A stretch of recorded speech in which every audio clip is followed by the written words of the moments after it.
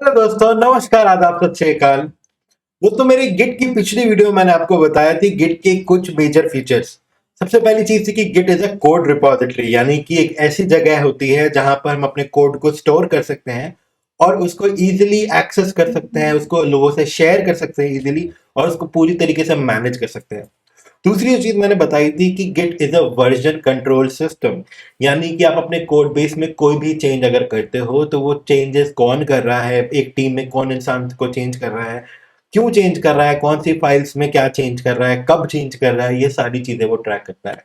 इसके अलावा दोस्तों, गिट है कंप्लीटली फ्री और गिट है कंप्लीटली ओपन सोर्स, यानी कि आप उसके प्रोजेक्ट्स में कंट्रीब्यूट भी कर सकते हो।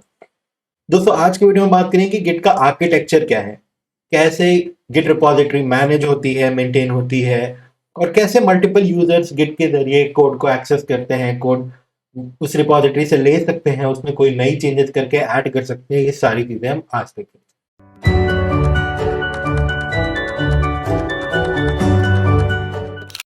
दोस्तों, नमस्कार, आदाब, सत श्री अकाल। मेरा नाम है विकास रंजन और आप देख रहे हैं कोडिंग टॉकीज विद विकास। दोस्तों, मेरे पास लगभग 7 सालों का एक्सपीरियंस है सॉफ्टवेयर डेवलपमेंट में। मैंने दुनिया की कुछ सबसे बेस्ट सॉफ्टवेयर डेवलपमेंट कंपनीज के लिए काम किया हुआ है दोस्तों, और दोस्तों वर्ल्ड की लीडिंग टेक्नोलॉजीज पे काम करने का एक्सपीरियंस है मुझे। दोस्तों, इसके अलावा मैं एक टेक्निकल एजुकेटर भी हूँ और मैंने 1000 से भी ज्यादा बच्चों को अलग अलग टेक्नोलॉजीज में ट्रेन किया है और उनकी हेल्प की है अच्छे सॉफ्टवेयर जॉब्स पाने के लिए। चलिए दोस्तों, अब स्टार्ट करते हैं और बात करते हैं गिट के बारे में और गिट के आर्किटेक्चर के बारे में। तो दोस्तों, पिछले वीडियो में हमने अपने गिट की ये 4 खूबियां देखी थी, जहां पे हमने देखा था कि गिट एक कोड रिपोजिटरी है जहां पर अपने कोड को स्टोर कर सकते हैं और उसको इजीली एक्सेस और शेयर कर सकते हैं। इसके अलावा दोस्तों, हमने देखा था कि गिट एक वर्जन कंट्रोल सिस्टम है जहां हम इजीली अपने कोड का पूरा हिस्ट्री और वर्जन मेंटेन कर सकते हैं। इसके अलावा दोस्तों, गिट एक फ्री टूल है और गिट एक ओपन सोर्स टेक्नोलॉजी है। दोस्तों, आइए अब हम गिट की आर्किटेक्चर के बारे में बात करते हैं कि गिट के सर्वर जनरली कैसे डिप्लॉयड होते हैं और कैसे बेसिकली हम उस पर काम करते हैं। तो दोस्तों, जो गिट का जो बेसिक आर्किटेक्चर वो होता है, जैसे मैंने बोला कि मान लीजिए एक टीम में आप काम कर रहे हैं और उस टीम में मल्टीपल डेवलपर्स हैं जो कि साथ में हैं। तो दोस्तों, जो मल्टीपल डेवलपर्स हैं उनका जो एक सेंट्रलाइज कोड बेस है दोस्तों, वो सेंट्रलाइज कोड बेस यूजुअली किसी और सर्वर पे स्टोर होगा। तो दोस्तों, मान लीजिए ये एक सर्वर है जिसको हम रिमोट सर्वर कह सकते हैं दोस्तों। इसको हम रिमोट सर्वर या रिमोट रिपॉजिटरी कह सकते हैं दोस्तों।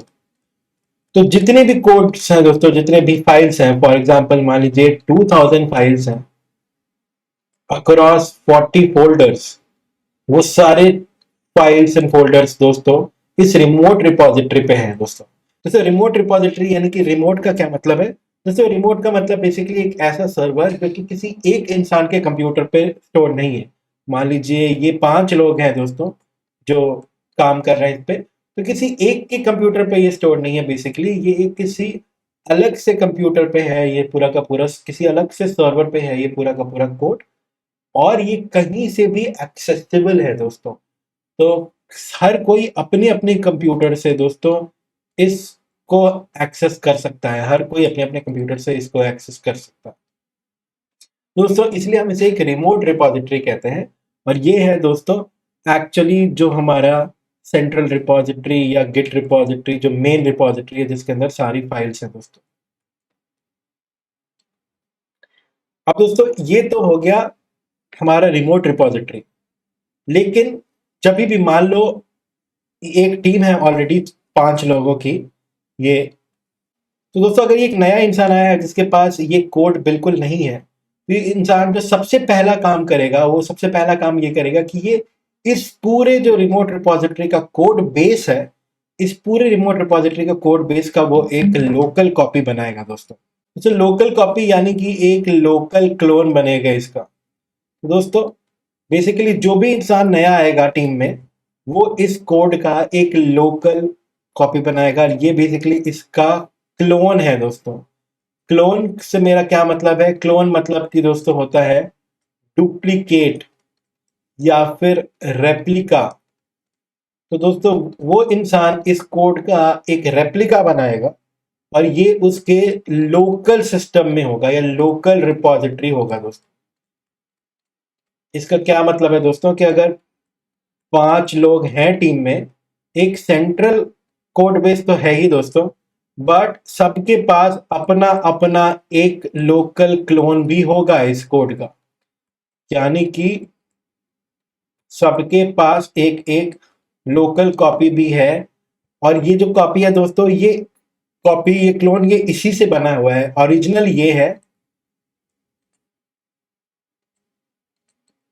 और ये है दोस्तों क्लोन। ये सारे क्लोन हैं, ये सारे दोस्तों क्लोन हैं। तो ये हमारा है ओरिजिनल रिपोजिटरी, और इससे एक डुप्लीकेट रिपोजिटरी बना है ये लोकल रिपोजिटरी। तो अगर यहाँ पे दोस्तों 2000 फाइल्स और 40 फोल्डर्स हैं, तो इस वाले में भी होंगे 2000 फाइल्स और सेम 40 फोल्डर्स। जितनी भी यहाँ पे दोस्तों चेंज की हिस्ट्री है यहाँ पे, वो सारी चेंज की हिस्ट्री यहाँ पे भी आ जाएगी। ओके दोस्तों इस तरह हम क्रिएट करते हैं अपनी लोकल कॉपी। ठीक है, अब मान लीजिए आपने एक लोकल कॉपी क्रिएट कर ली दोस्तों। बाय द वे, ये लोकल कॉपी या क्लोन क्रिएट करने के लिए जो कमांड है, उस कमांड का नाम है गिट क्लोन। तो हम लिखते हैं गिट क्लोन, और गिट क्लोन के जरिए हम किसी भी रिपोजिटरी का क्लोन बनाते हैं। अब एक बार दोस्तों, तो ये बेसिकली हमारा कमांड नंबर 0 मैं कहूंगा, तो ये हमारा कमांड नंबर 0 है दोस्तों। ठीक है, गिट क्लोन। अब मैंने क्लोन बना लिया दोस्तों, तो इस पूरे रिपोजिटरी की लोकल रिपोजिटरी आ गई है। अब एक बहुत ही इंपॉर्टेंट सवाल हो सकता है लोगों का कि लोकल रिपोजिटरी हमने क्यों बनाई है? हर एक के कंप्यूटर पे एक लोकल कॉपी बनाने की जरूरत क्या है? तो दोस्तों उसका जो सबसे पहला रीजन है, वो रीजन ये है। तो दोस्तों इसका जो सबसे पहला रीजन है वो ये है कि कई बार डेवलपर से, इंजीनियर से गलतियां हो जाती हैं, और कुछ फाइल्स में हमने कुछ गलत चेक इन कर दिया, कुछ बग मिल गया दोस्तों, कुछ भी ऐसी गलतियां हमसे हो सकती हैं। तो हम चाहेंगे कि जो गलतियां हो, उस गलती को हम इस लेवल पे, यानी कि अपने लोकल रिपोजिटरी के लेवल पे डिटेक्ट कर ले। अगर लोकल रिपोजिटरी के लेवल पे हमें जो गलती है वो मिल जाती है, तो इससे फायदा क्या है कि हम यहीं पे उस गलती को सुधार सकते हैं।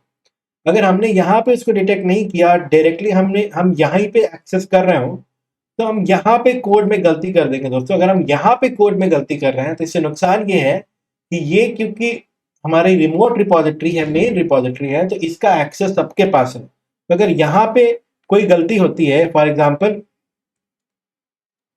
अगर P1 ने यहाँ पे कुछ गलत कर दिया दोस्तों, तो उसका इफेक्ट उसके सारे टीममेट्स को भी पड़ेगा।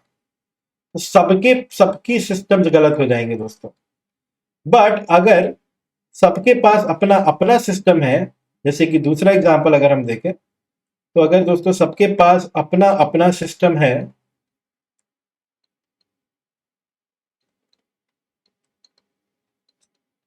और ये है मेरी रिमोट रिपोजिटरी, अगर गलती यहां पे हुई है, तो इससे P2 और P3 अभी भी ठीक है, इनके एंड पे कोई गलती नहीं हुई है। तो दोस्तों इसलिए ये रेकमेंडेड है कि जो भी चीजें हम कर रहे हैं, वो हम अपनी लोकल रिपोजिटरी के, हम अपनी लोकल रिपोजिटरी में ही कर लें, लोकल रिपोजिटरी के लेवल पे ही हम चेंजेस करें। पहले चेंजेस करके हम उसको टेस्ट करें अच्छे से कि हाँ भाई, जो हमने चेंजेस किए हैं वो सब सही चल रहा है या नहीं। और जब अच्छे से मैंने टेस्ट कर लिया और मैं श्योर हूं कि सब अच्छे से चल रहा है, तो फिर मैं चीजों को फाइनली अपने मेन सर्वर पे भेजूं। इसलिए दोस्तों ऐसा करने के लिए हमें जरूरी है कि हमारे पास एक लोकल रिपोजिटरी हो, एक लोकल कॉपी हो असली रिपोजिटरी की, ताकि हम उस पर सारी चेंजेस ट्रैक कर सके, और उससे हम अपनी कोड की सैनिटी भी मेंटेन कर सके कि कोड में कुछ गड़बड़ ना हो। दूसरी एक और अच्छी चीज है दोस्तों, क्योंकि ये लोकल कोड है दोस्तों, तो लोकल कोड मेरे अपने कंप्यूटर में स्टोर्ड है, right, stored in my computer. Her developer के कंप्यूटर में स्टोर्ड है, राइट। दोस्तों इससे फायदा क्या हो रहा है? इससे फायदा ये हो रहा है दोस्तों कि अगर मुझे हर चीज के लिए रिमोट सर्वर पे जाना पड़े, तो मुझे हमेशा इंटरनेट चाहिए होगा कोड को एक्सेस करने के लिए। बट क्योंकि ये मेरे अपने कंप्यूटर में है, तो मैं बिना इंटरनेट के भी इसको कभी भी एक्सेस कर सकता हूँ। तो ये भी एक काफी अच्छी चीज है दोस्तों। अब दोस्तों हमने एक बार लोकल रिपोजिटरी क्रिएट तो कर लिया।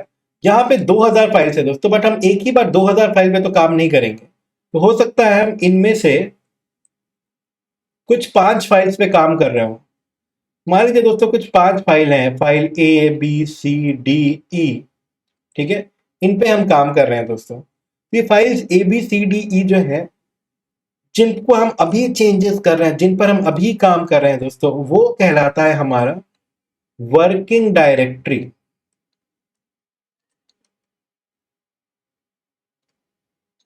दोस्तों ये हुआ मेरा वर्किंग डायरेक्टरी, जिसमें ये 5 फाइल्स हैं, ए बी सी डी ई।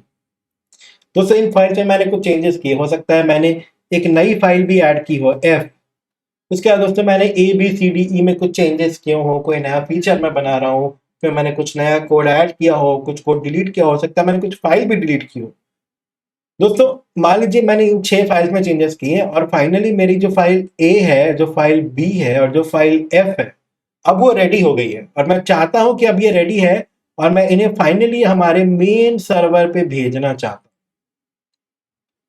लेकिन मेन सर्वर पे मैं डायरेक्टली नहीं भेज सकता दोस्तों, इसके लिए मुझे एक्चुअली 3 स्टेप को फॉलो करना पड़ता है दोस्तों। तो सबसे पहला स्टेप है, वो पहला स्टेप ये है कि मैं बेसिकली इस एक कमांड लिखूंगा जिसको हम कहते हैं git add। दोस्तों अगर मुझे 3 फाइल ऐड करने हैं, ए बी और एफ, तो मुझे लिखना होगा git add a, git add b और git add f। इससे दोस्तों ये तीनों फाइल्स ऐड होंगे। ऐड होने का मतलब दोस्तों, ये फाइल ऐड हो चुके हैं और अब ये 3 फाइल तैयार हैं मेन सर्वर पे जाकर सेव होने के लिए, ठीक है। ये 3 फाइल तैयार हो चुके हैं दोस्तों। तो गिट ऐड से दोस्तों ये तीनों फाइल तैयार हो चुके हैं, और ऐड होने के बाद दोस्तों ये सारी फाइल जो है एक टेम्पररी प्लेस, जिसको हम कहते हैं स्टेजिंग सर्वर, ये सारे स्टेजिंग सर्वर पे आ जाते हैं दोस्तों, या फिर स्टेज हो जाते हैं दोस्तों। तो स्टेज स्टेटस होगा दोस्तों सिर्फ इन 3 फाइल्स का, ए बी और एफ का। बाकी जो सी डी और ई है ये स्टेज नहीं है दोस्तों, सिर्फ ए बी और एफ को हमने ऐड किया है, तो वही तीनों स्टेज होंगे दोस्तों। तो दोस्तों अगर हमें कोई फाइल को फाइनली वहां पे भेजना है, तो पहला स्टेप तो हमारा है उस फाइल को ऐड करो दोस्तों। अगर मुझे ये सारे फाइल को ऐड करना होता तो मैं सीधा गिट ऐड डॉट भी लिख सकता था, तो मेरी वर्किंग डायरेक्टरी में जितने भी फाइल्स है वो सारे के सारे स्टेज हो जाते हैं। आफ्टर एडिंग दोस्तों जो एक स्टेप 2 है, उसका नाम है गिट कमिट। तो ये है मेरा स्टेप 2। तो गिट कमिट करने से क्या होता है, गिट कमिट से बेसिकली जो मैंने यहाँ पे फाइल्स चेंज किए थे, ये फाइल्स मेरे लोकल रिपॉजिटरी में परमानेंटली सेव हो जाती हैं।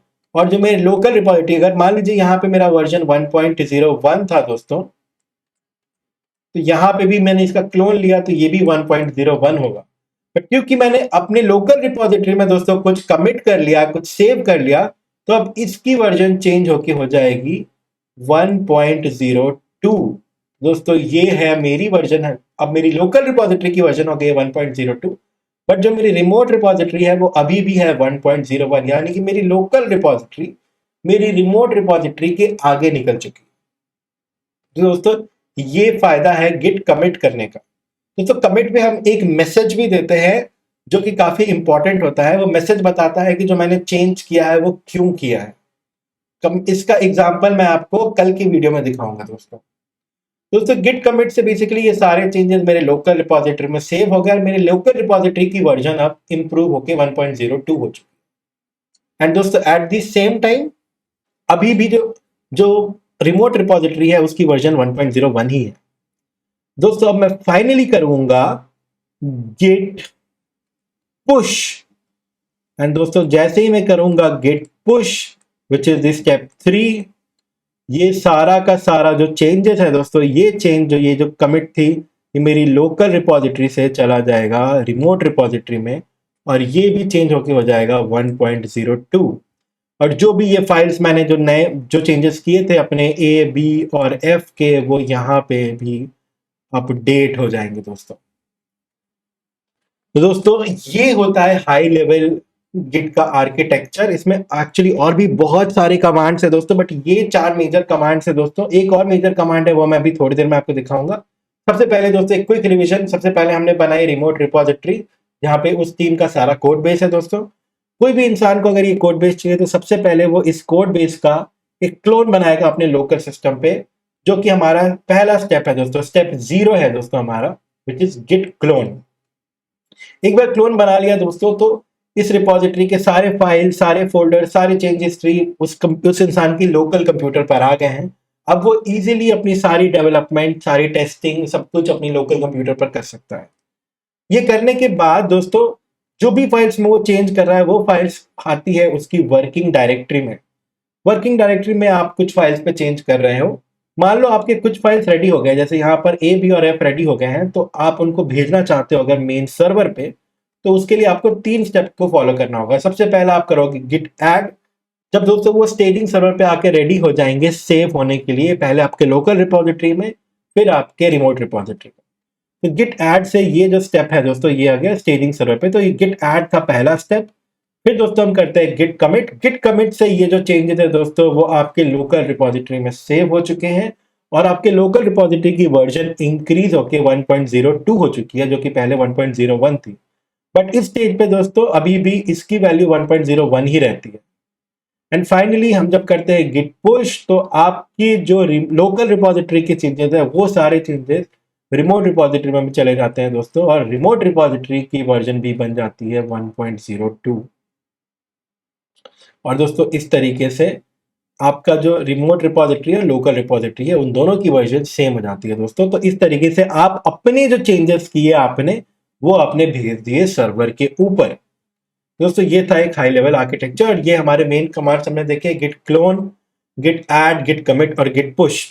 दोस्तों एक बार अगर मैंने गिट पुश कर दिया, मान लीजिए कोई P1 है दोस्तों, P1 का जो अपना कोड बेस है वो 1.02 है, तो सेंट्रल कोड बेस है दोस्तों वो है 1.01, और दोस्तों P2 का भी कोड बेस है दोस्तों 1.01, P3 का भी कोड बेस है 1.01,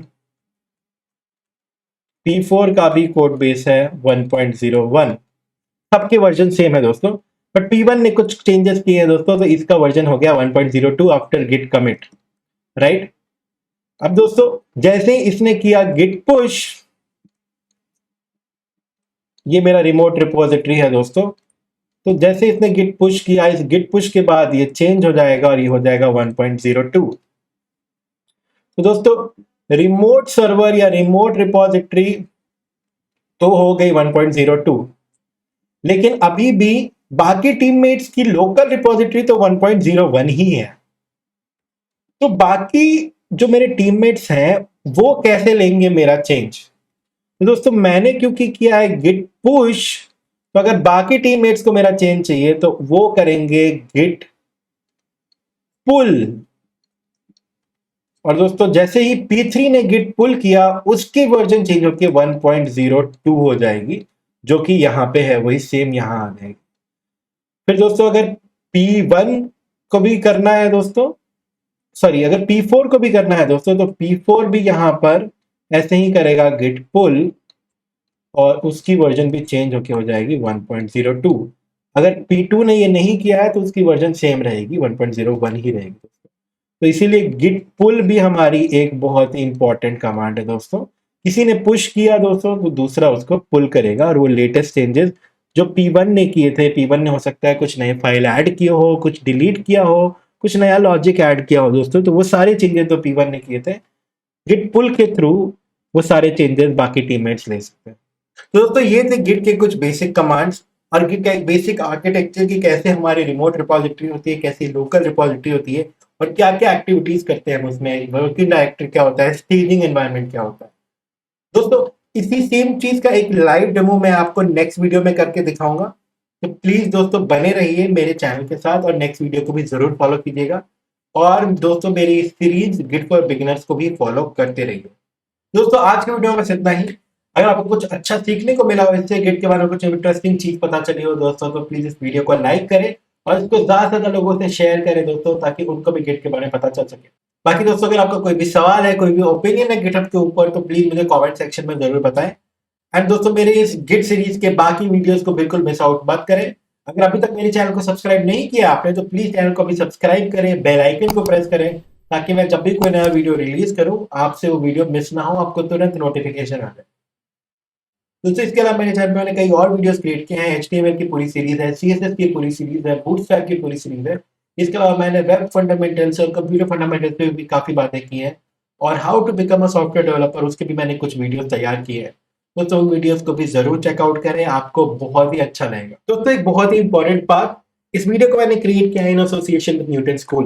दोस्तों न्यूटन स्कूल एक कमाल का एडटेक प्लेटफॉर्म है जहाँ पर आपको फुल स्टैक डेवलपर बनने की एक बहुत ही अच्छी ट्रेनिंग मिलती है। दोस्तों ये ट्रेनिंग यूजुअली 6 मंथ्स का होता है और काफी रिगरस ट्रेनिंग होती है। दोस्तों लाइव क्लासेस होते हैं, रोज आपको मॉक टेस्ट होते हैं, मॉक इंटरव्यूज मिलते हैं।